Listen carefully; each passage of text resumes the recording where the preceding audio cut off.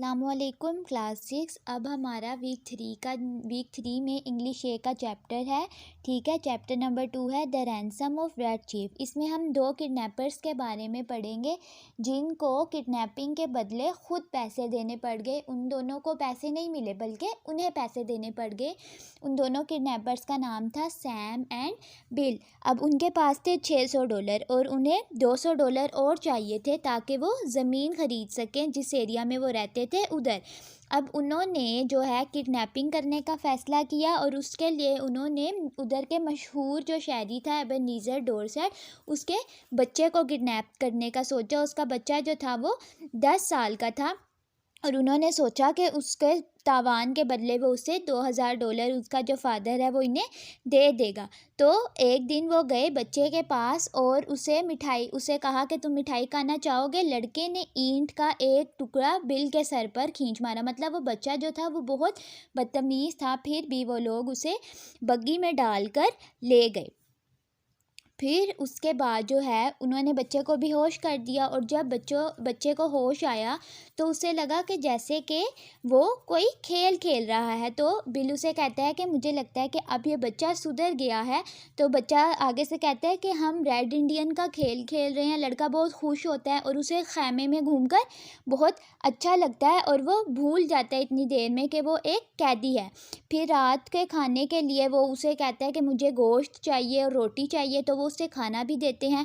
और उसके बाद जो है बच्चा अजीबोगरीब बातें करता रहता है और उससे बिल पूछता है कि क्या तुम्हारा घर जाने को दिल नहीं कर रहा। तो वो कहता है कि नहीं, मुझे घर जाना नहीं पसंद। क्यों? क्योंकि मुझे घर में कोई भी तफरी की जगह नहीं मिलती। 11 बजे के करीब जो है वो लोग सोने के लिए लेटते हैं, लेकिन 2 घंटे तक जो है बच्चा वो उन्हें उठा ही रखता है। और अचानक ही जब उसकी आँख लगती है तो सैम जो है वो बिल की चीखों से उठ जाता है और वो देखता है कि जो बच्चा है वो बिल के ऊपर चढ़ा हुआ है और उसे मार रहा है, उसे धमकियाँ दे रहा है कि मैं तुम्हें मार दूंगा।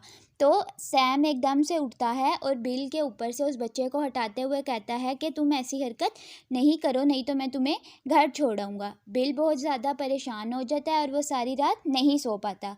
सुबह होते ही सैम जो है वो उस एरिया में जाता है और देखता है कि वहाँ के लोगों को पता चला है किडनैपिंग का। तो जब वहाँ पे जाता है वो तो उसे पता लगता है कि लोग आपस में बातें कर रहे होते हैं कि जो है एबेनेज़र डोरसेट का बेटा किडनैप हो गया। जब वो गार में वापस आता है तो जो है बिल गहरी गहरी सांसें ले रहा होता है और लड़के के हाथ में एक नारियल की तरह का एक पत्थर होता है और वो उसे मारने की धमकी दे रहा होता है, बिल को मारने की धमकी दे रहा होता है। वो कहता है कि इसने एक शदीद गरम उबला हुआ आलू मेरी कमर पे डाल दिया और फिर अपने पाँव से उसका भुर्ता बनाया और फिर इसने मुझे थप्पड़ भी मारे और इस लड़के का कोई तुम बंदोबस्त करो। बिल जो है वो सैम को कहता है कि तुम इस लड़के का बंदोबस्त करो, मैं इस लड़के से बहुत तंग आ गया हूँ। मैंने हर मुश्किल में तुम्हारी मदद की है, लेकिन अब मैं तुम्हारे साथ इस मुश्किल में खड़ा नहीं हूँगा। तुम इस बच्चे को वापस छोड़ कर आओ। तो फिर वो क्या करते हैं, वो एबेनेज़र डोरसेट को ख़त लिखते हैं कि हमारे पास तुम्हारा लड़का है और अगर तुम इसे ढूंढने की कोशिश कर रहे हो तो तुमने पुलिस को नहीं बताना। हमें $1500 की ज़रूरत है, तो तुम $1500 आज रात ही एक गार के नीचे रख दो, एक दरख्त के नीचे रख दो और हम सुबह होते ही वो तुमसे ले लेंगे। तो वो कहता है कि वो उधर जाके वो ख़त छोड़ कर आता है और वो काफ़ी देर तक सैम उधर खड़ा रहता है कि कोई ख़त लेकर जाए, लेकिन कोई भी नहीं लेके जाता। लेकिन थोड़ी देर बाद ही कोई ख़त लेकर वहाँ से चला जाता है। तो सैम भी जब गार में वापस आता है तो वो देखता है कि ना बिल उधर है और ना ही वो बच्चा। तो आधा घंटा वो उनका उधर ही इंतज़ार करता रहता है और जब वो वापस आता है तो देखता है कि वो दोनों जो सैम है वो देखता है कि जो बिल है वो पीछे से आ रहा है और वो कहता है कि वो बच्चा भाग गया। मैंने बहुत कोशिश की कि मैं उस बच्चे को रोकूं लेकिन वो नहीं रुका। तो सैम कहते हैं कि बिल तुम पीछे तो मुड़ के देखो। तो वो पीछे मुड़ के देखता है तो वो बच्चा उधर ही खड़ा होता है और वो वहाँ से नहीं जाता। तो उसके बाद जो है वो आदमी उनको लिखता है, जो एबेनेज़र डोरसेट है वो जवाबी ख़त में क्या लिखता है कि मुझे आपका ख़त मिला। मेरा ख़्याल है कि मेरे बेटे की वापसी के लिए जो तावान आपने मांगा है वो कुछ ज़्यादा है। इस ज़रिए मैं आपको एक जवाबी तजवीज़ दे रहा हूँ जो कि मुझे यकीन है कि आप मान लेंगे। तुम $250 नकद मुझे अदा कर दो और इसे आपसे लेने पर आमादा होता हूँ, मगर उससे आधी रात के वक्त लाना कि पड़ोसी तुम्हें रोक ना पाएँ। अब क्या वो कहता है कि वो उल्टा उनसे पैसे मांग रहा होता है कि तुम मुझे $250 दो तो मैं अपने बेटे को तुम्हारे पास से वापस लेकर जाऊंगा। तो बिल कहता है कि तुम, पहले तो सैम को गुस्सा आ जाता है कि वो ऐसी हिम्मत क्यों कर रहा है, उसे तो हमें पैसे देने चाहिए थे, लेकिन फिर बिल कहता है कि देखो उसने इतनी अच्छी पेशकश की है, हम उसके बेटे से हमारी ऐसे ही जान छूटेगी। तो वो जाते हैं और एबेनेज़र डॉर्सेट को उसका बेटा दे देते हैं। पहले तो जो है उसका बेटा जाने पर राज़ी नहीं होता, फिर वो उसे ये कहकर वहाँ से लेकर जाते हैं कि तुम्हारे फादर तुम्हारे लिए एक नया खिलौना लाए हैं, तो तुम उससे जाकर खेलना। और फिर जब वो उसके फादर को देते हैं तो बिल कहता है कि ये बच्चा मेरे असाब पर इतना सवार हो गया था कि अब मैं शुक्र अदा करता हूँ कि ये यहाँ से जा रहा है, और मैं इतना ताकतवर नहीं रहा जितना कभी हुआ करता था, लेकिन मैं वादा करता हूँ कि 10 मिनट में मैं इस जगह से गायब हो जाऊँगा। क्योंकि वो उस बच्चे से बहुत तंग आ गया था। उस बच्चे ने बिल को कितना मारा था, वो बार बार उसे तंग कर रहा था, और एंड में वो एबेनेज़र डॉर्सेट को उसका बेटा दे देते हैं, और दोनों किडनैपर्स को उसे $250 देने पड़ जाते हैं। उल्टा उन किडनैपर्स को तो कुछ भी नहीं मिला होता। मुझे उम्मीद है आपको रीडिंग की समझ आई होगी। अब हम बुक वर्क की तरफ आते हैं। देखें पेज नंबर 21 पे पार्ट बी का question number 2। Look at these sentences from the passage and change them into correct English. इनको करेक्ट इंग्लिश में लिखना। देखें, bill and me had about $600। मी की जगह मतलब कोई पर्सन है तो मी की जगह क्या हो जाएगा, आई। अब नेक्स्ट वाला देखें, I was road like a horse. Road की जगह क्या हो जाएगा, ridden. And it awful Sam. अब देखें, एंड इट था एंड नॉट इट, तो इसकी जगह क्या आ जाएगा, इज इट नॉट। ठीक है। अब नेक्स्ट देखें, सैंड एंड ईटेबल, तो उसको अंडरलाइन करके इसकी करेक्ट इंग्लिश क्या हो जाएगी, इज नोट। ये हमारा बुक पे था, इसको नीट एंड क्लीन कीजिएगा पेन के साथ। नेक्स्ट पेज देखें, right the following sentences in your exercise book putting a box around the subject and a line under the predicate. अब सब्जेक्ट मतलब क्या, जो कि उसमें पर्सन है जिसके बारे में बात करे या जो कोई एक्शन उसमें परफॉर्म करे, और जो प्रेडिकेट है मतलब वो हमारा रिमेनिंग सेंटेंस। अब देखें, बिल रो स्लोली। अब बिल पर्सन था तो सब्जेक्ट था, तो हमने उसको ब्रैकेट में डाल दिया, और बाकी सारा हमारा प्रेडिकेट था तो हमने उसको अंडरलाइन कर दिया। नेक्स्ट देखें, बी गुड जोनी। अब इसमें पर्सन कौन हुआ, जोनी, तो हमने जोनी को ब्रैकेट में डाल दिया और बी गुड हमारा अंडरलाइन हो गया। Now I want you to go home. अब इसमें क्या सब्जेक्ट है, मतलब किस पर्सन की बात हो रही है, आई जो है वो हमारा ब्रैकेट में हो गया, और बाकी सारा हमारा जो सेंटेंस था वो प्रेडिकेट बन गया। Nobody got any sleep because of the noise. Nobody को हमने, नोबडी मतलब कोई पर्सन है ना, किसी पर्सन की बात हो रही है तो सब्जेक्ट है, तो मतलब क्या, उसको हमने ब्रैकेट में कर दिया, और बाकी सारा हमारा प्रेडिकेट। अब नेक्स्ट देखें, जस्ट डू इट। अब इसमें किसी पर्सन की बात नहीं हो रही, कोई इसमें है मी या वी का कोई वर्ड नहीं है, कोई पर्सन नहीं है, कोई सब्जेक्ट नहीं है, तो जस्ट हमारा ये प्रेडिकेट हो जाएगा, इसको अंडरलाइन कर देंगे। अब देखें, add suitable subjects to the following so that they become complete sentence. हमने सुइटेबल सब्जेक्ट्स लगाने हैं कोई। Dash amble down the road, मतलब किसी पर्सन के लिए लिखेंगे तो क्या आ जाएगा, ही। At the end of the day dash stretches out in his chair. फिर से किसी पर्सन के लिए तो मतलब क्या लिख देंगे, ही। In the large mansion lies his royal dress, मतलब सब्जेक्ट के मतलब उस पर्सन का royal dress, his royal dress. When they arrived dash look astonished, they look astonished. Dash chase the cats, किसने कैट्स का पीछा किया, dogs. Dash cleaned up the mess, servants. यहाँ तक आपका बुक वर्क था। अब हम कॉपी वर्क की तरफ आते हैं। जो कॉपी वर्क है वो आपने इसी तरह पेज रेडी करके साफ़ सुथरा करना है, ठीक है। वीक भी मेंशन करना है और डेट भी इसी तरह। Unit 2 the ransom of red chief activity में हमारे वर्ड्स मीनिंग आ जाएंगे। देखें, फर्स्ट वर्ड एक्सीड, मंजूर करना, बगी, बगी।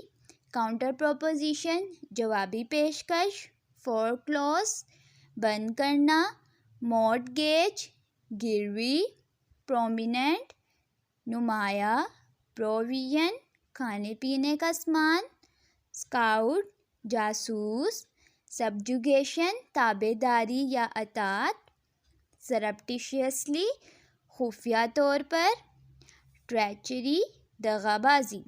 ठीक है, ये आपके वर्ड्स मीनिंग थे। इसी तरह लाइन लगाकर कीजिएगा और एंडिंग लाइन भी ड्रा कीजिएगा। इसके बाद हम क्वेश्चन आंसर्स की तरफ आते हैं। देखें, एक्टिविटी में मैंने क्वेश्चन आंसर लिख दिया। Question number 1, which part of the United States of America is this story set in. मतलब ये जो स्टोरी थी ये यूनाइटेड स्टेट्स ऑफ अमेरिका की किस सिटी की थी।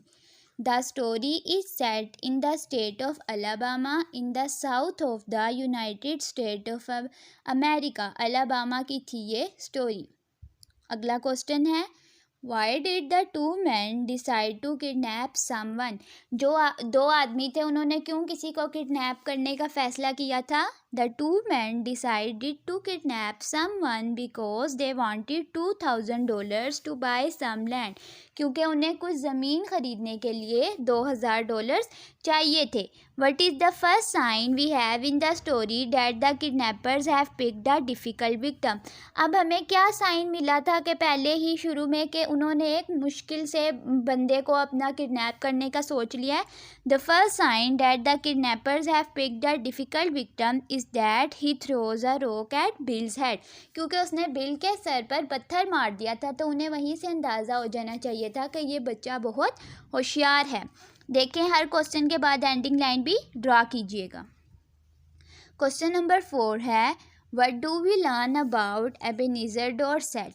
We learned that Ebenezer Dorset is a prominent citizen known for his wealth which he made from lending mortgages and making foreclosures। जो प्रोमिनेंट सिटीज़न मतलब एक नुमाया शहरी है और वो अपनी दौलत की वजह से बहुत मशहूर था, जो कि उसने लोगों के पास पैसे गिरवी रखवा कर या लोगों को कर्जा देकर ये पैसे कमाए थे। What other crimes have Sam and bill committed.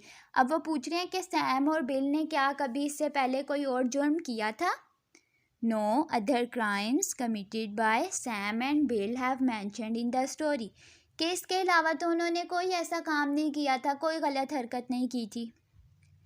What do we learn about Johnny Dorset. अब उस बच्चे का क्या जॉनी डॉर्सेट नेम था। अब वो उसके बारे में पूछ रहे हैं कि हमें क्या पता चला कि जॉनी डॉर्सेट कैसा है।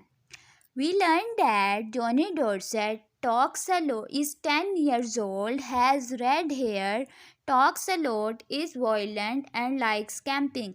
कि जो डॉनी डॉर्सेट है वो 10 साल का है, उसके लाल रंग के बाल थे, बहुत से बातें करता है और वो बहुत जंगली सा बच्चा है और उसे बाहर घूमना फिरना बहुत पसंद है। What games did Johnny play।